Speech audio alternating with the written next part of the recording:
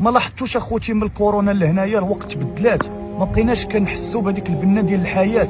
الايام ولات كدوز بالزربه، السيمانه ولات بحال النهار، ما بقيناش كنفرقوا ما بين الاربعاء الخميس الجمعه السبت الحد. تخربقات الوقت، بنادم مرض، كلشي دابا صغير وكبير كلشي ولا مريض. ما كاينش دابا اللي ما كيشربش الدواء، وكلشي ولا مكتئب.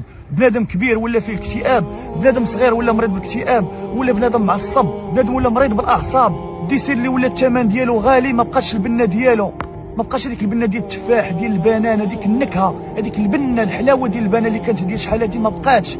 رغم ان الديسير ولا غالي واللحم ولا غالي، ولينا كناكلوا اللحم بحال كناكلوا الكرطون، ما بقاش هذيك الريحه ديال اللحم، البنه ديال اللحم. الحياه تمسخت سبحان الله العظيم. واش نتوما خوتي نفس هذا الاحساس؟ ولينا كنعيشوا واحد التخوف داخلي ولا عندنا، ولينا خايفين وما عرفناش مناش خايفين، بحال كنتوقعوا شي حاجه جايه لقدام، شي حاجه جايه خايبه، ما عرفناش هادشي اخوتي واش من عند الله ولا من عند العبد. الدنيا بسالت، ما بقاش عندها قيمه، ما بقاش البنه ديال الحياه، واللي كيدوز عندنا نفس النهار. الفلوس ما بقات كتسوى والو، والطبله عامره بالديسير وباللحومات، وما بقاتش عندنا ديك البنه وديك الحلاوه ديال ديك الماكله، ولا ديك الكانه ديال هذيك الماكله ما بقاتش.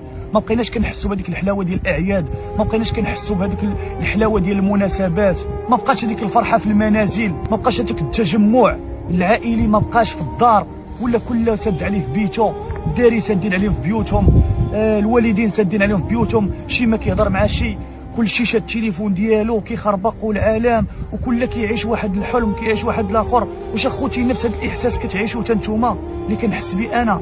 جاوبوني في الكومونتيرات، الله يسهل عليكم، انا راه ما بقيت فاهم والو.